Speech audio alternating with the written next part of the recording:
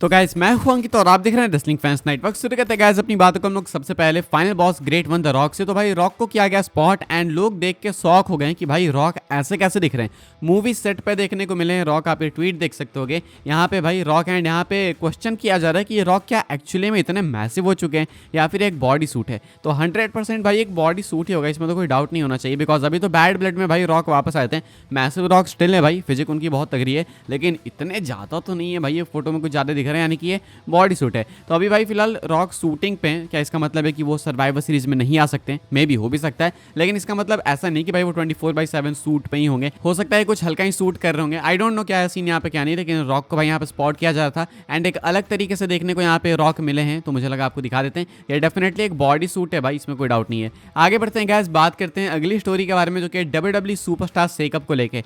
WWE superstar shake up क्या आने वाला है, इससे भाई फैंस बिल्कुल भी खुश नहीं होते हैं, ना खुशी होता है हमेशा सुपरस्टार शेकअप से। लेकिन मैं आपको बता देता हूँ भाई, चांसेस हैं।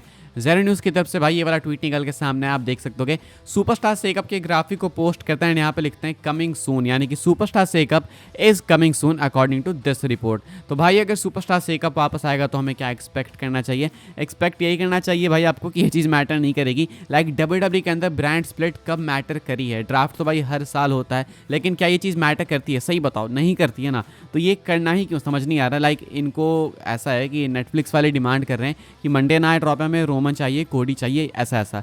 तो भाई तुम ब्रांड स्प्लिट मत ही करो ना, मतलब ये चीज़ हटा ही दो, ब्रांड स्प्लिट हटा दो आराम से भाई। रोमन को जब मन करे स्मैकडाउन में ले जाओ, जब मन करे रॉ में लेके जाओ, मैनेज करो भाई चीज़ों को। अगर आप सिर्फ मंडे नाइट रॉ में सबको लेके चले जाओगे तो स्मैकडाउन की ऑलरेडी भाई हालत काफ़ी खराब है। वो ऑलरेडी यूएस नेटवर्क के ऊपर भाई मंडे नाइट रॉ से कम स्कोर कर रहे हैं। तो ऐसे में वहाँ पे जब नेटफ्लिक्स पे चले जाएंगे तब तो स्मैकडाउन पानी में डूब जाएगा। तो इससे बेटर है भाई कि सुपरस्टार शेकअप वगैरह ना करो, ये सब बेकार है करना। इससे अच्छा है कि सिंपली भाई ब्रांड स्प्लिट खत्म कर दो। स्पेसिफाई मत करो ना कि कौन किस ब्रांड में, कोई भी कभी भी आ सकता है। तो लोगों का भाई इंटरेस्ट भी बंधा रहेगा, लोग मंडे नाइट रॉ भी देखेंगे, रोमन के चक्कर में स्मैकडाउन भी देखेंगे। तो ऐसे रहेगा कि भाई किसी भी शो में कोई भी आ सकता है। लेकिन फिलहाल भाई इस ट्वीट के अकॉर्डिंग लगता है कि WWE वाले सुपरस्टार शेकअप को कंसीडर कर रहे हैं। पिछली बार जब आया था भाई तो फैंस गजब ना खुश हुए थे, कोई सेंस नहीं बनता था ना इस चीज़ का। अभी देखते हैं भाई इस बार ये आता है तो क्या एक्सेप्ट करते हैं फैंस या फिर नहीं। अब या तो ड्राफ्ट आएगा या तो सुपरस्टार शेकअप आएगा, इन दोनों में से ही कोई एक आएगा, या तो दोनों में से कोई ना आए तो सबसे बेस्ट तो वही होगा। आप क्या देखना चाहोगे भाई, WWE सुपरस्टार शेकअप या फिर ड्राफ्ट? कमेंट करके बताना। मुझे तो भाई दोनों में से किसी से कोई लेना देना नहीं है, मैं तो नहीं चाहता दोनों में से कोई भी आए।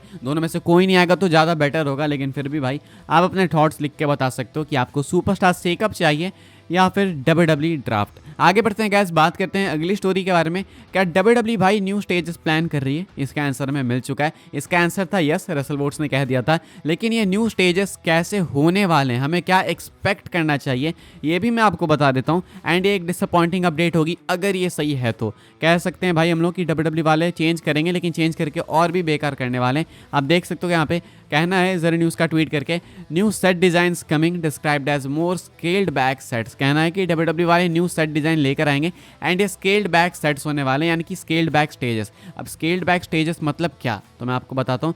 कहना है इनका कि smaller sets like the ones the used for a few paper views this year, so the small LED screens etc। मैं आपको सिंपल बताता हूँ, वो मंडे नाइट रॉ में जो स्टेज था ना रेसलमेनिया के बाद वाला स्टेज, तो क्या था वो बस एक एंट्रेंस थी भाई, गुफा से आ रहे थे रॉक। तो वो एंट्रेंस देखने में काफ़ी मस्त तो लग रही थी भाई, लेकिन शायद वो मस्त इसलिए लग रही थी बिकॉज उसमें से रॉक आ रहे थे। अब ऐसे में भाई WWE वैसे ही स्टेजेस शायद प्लान कर रही है, यानी कि कुछ नहीं प्लान कर रहे हैं। कहने का मतलब है कि न्यू स्टेज नहीं प्लान कर रहे हैं, ये जो अभी स्टेज है ना उसको हटाने का प्लान कर रहे हैं, बस दैट्स इट। अब मैं आपको एग्जांपल्स दिखा देता हूँ भाई किन किन स्टेजेस की यहाँ पे बात की जा रही है, या आपने देखा भी होगा।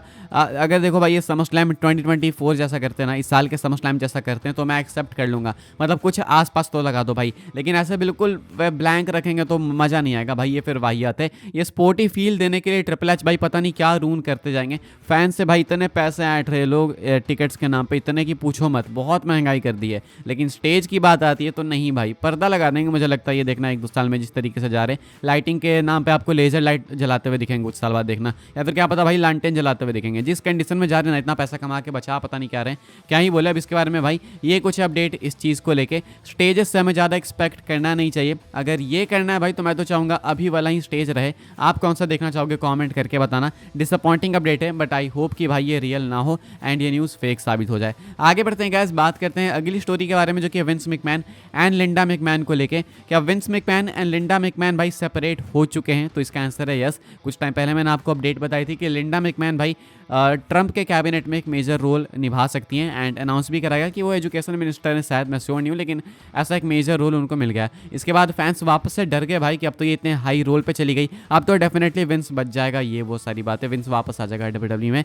लेकिन भाई ऐसा लगता नहीं है, because Linda McMahon and Vince McMahon are currently separated according to Linda's attorney Laura Brevetti. तो यहाँ पे कहना है भाई वॉशिंगटन पोस्ट के साथ बात करते हुए लिंडा मैकमैन के अटॉर्नी का, कि Linda McMahon and Vince McMahon separate हो चुके हैं, अब ये दोनों एक साथ रहते नहीं है, मतलब एक तरीके से डाइवोर्स ही आप लोग कह सकते हो। लेकिन ऐसा कई बार हुआ है भाई पास्ट में, ये दोनों अलग होते हैं फिर साथ आते हैं, फिर अलग होते हैं फिर साथ आते हैं, इनके लिए ये चीज़ ज़्यादा मैटर करती नहीं है। अब ऐसे में भाई क्या इसका मतलब है कि विंस वापस नहीं आएंगे? डेफिनेटली विंस पहले भी वापस नहीं आते डब्ल्यूडब्ल्यू के अंदर, अगर वो केसेस से बचे भी जाते तो, अगर लॉ सूट से वो निकल भी जाते तो भी टीकेओ वाले एंडवर वाले उनको लेते ही नहीं ना। विंस अब वो नहीं है, सुपर पावर नहीं है डब्ल्यूडब्ल्यू के अंदर, उनके नाम पे सबसे ज़्यादा स्टॉक्स नहीं है, वो समय बीत गया। तो अब विंस जो चाहे कर लेंगे ऐसा नहीं है। तो अगर ये लॉ सूट से निकल भी जाते हैं तो भी डब्ल्यूडब्ल्यू के अंदर वापस नहीं आएंगे, बिकॉज अगर इनको बचा भी लेंगे ट्रंप एंड लिंडा मैकमैन मिलके, तो भी जो फिगर है इनका विंस का वो सुधरने तो वाला है नहीं। फैंस तो और भी ज़्यादा नापसंद करेंगे कि भाई इसके लिंक्स जो हैं इसको हेल्प कर रहे हैं, बच गया, और ज़्यादा एवल दिखेंगे। तो डब्ल्यूडब्ल्यू भाई खुद को अलाइन तो डेफिनेटली नहीं करेगी, इतना मैं आपको बता सकता हूँ। आगे बढ़ते हैं गाइस, हम लोग बात करते हैं अपनी नेक्स्ट एंड फाइनल स्टोरी के बारे में, जो कि रेटेड आर सुपरस्टार एज को लेके। क्या एज डब्ल्यूडब्ल्यू के अंदर वापस आने वाले, क्या चांसेस बढ़ चुके हैं? तो मैं इतना तो आपको बोल सकता हूँ डेफिनेटली कि चांसेस बढ़ चुके हैं, वापस आ सकते हैं। अभी आएंगे ये मैं नहीं बोलूँगा। WWE has file to trademark Edge. WWE ने भाई एक न्यू ट्रेडमार्क फाइल करा है एज के नाम का, यानी कि एज के नाम का जो ट्रेडमार्क है वो डब्ल्यूडब्ल्यू फाइल कर चुकी है। अब अगर एज चाहते हैं एईडब्ल्यू के अंदर एडम एज कोपलैंड खुद को बोलना, नहीं बोल पाएंगे। एज बोलना चाहते हैं, नहीं बोल पाएंगे। एईडब्ल्यू सिर्फ इनको एडम कोपलैंड के तौर पे ही मेंशन कर सकती है, रेफर कर सकती है। लेकिन एईडब्ल्यू तो भाई मेन चीज़ है नहीं। बाहर की बात करें, अगर एज भाई एज वाले नेम से कहीं प्रॉफिट कमाना चाहते हैं ऑटोग्राफ साइनिंग्स में या फिर किसी भी मीट एंड ग्रीट में, तो वो नहीं कर पाएंगे, बिकॉज इसके राइट्स अब डब्ल्यूडब्ल्यू के पास है। तो ये कहानी में न्यू ट्विस्ट है भाई, डब्ल्यूडब्ल्यू एज नाम के राइट्स अपने पास रखना चाहती है। फैंस इस चीज़ को देख के खुश नहीं है भाई, इनको लगता है भाई कि ये क्या चीप हरकतें हैं, डब्ल्यूडब्ल्यू को ऐसा नहीं करना चाहिए। लेकिन भाई it is what it is, business तो यही है। अब ये भी हो सकता है भाई कि डब्ल्यूडब्ल्यू वाले जानबूझ के राइट्स अपने पास रख रहे हैं, आईपी अपने पास रख रहे हैं, ताकि आने वाले टाइम के लिए भाई ये एज के लिए गेट्स ओपन करके रखें, यानी कि एडम कोपलैंड को वापस से एज बनाने का कारोबार भाई डब्ल्यूडब्ल्यू संभालेगी। ये वो होप्स देना चाहते हैं एडम कोपलैंड को। तो फिलहाल भाई चांसेस तो हैं कि अगर एज को वापस आना है तो डब्ल्यूडब्ल्यू के अंदर आके ही एज बन पाएंगे, इसके अलावा तो नहीं बनने वाले। एंड मुझे लगता है कि वो आएंगे, मुझे ऐसा लगता है। लेट्स होप भाई, आपको क्या लगता है कमेंट करके बताना। फिलहाल भाई इस वाली वीडियो के लिए यही सारी अपडेट्स थी। आई होप आपको इन्फॉर्मेशन मिली हो तो वीडियो को लाइक करें, शेयर करें, सब्सक्राइब करें चैनल को, ताकि आने वाले टाइम के अंदर आपको और भी सही डब्ल्यूडब्ल्यू की news updates time to time जानने को मिलते रहे। फॉलो कर सकते हैं आप लोग मुझे इंस्टाग्राम एंड ट्विटर पे, वहाँ पे भी मैं डब्ल्यूडब्ल्यू से रिलेटेड कंटेंट पोस्ट करता हूँ। एंड व्हाट्सएप चैनल को भी ज्वाइन कर सकते हैं, उसके भी लिंक डिस्क्रिप्शन में। मिलूंगा मैं आपसे अगले वीडियो में, तब तक के लिए goodbye, thanks for watching.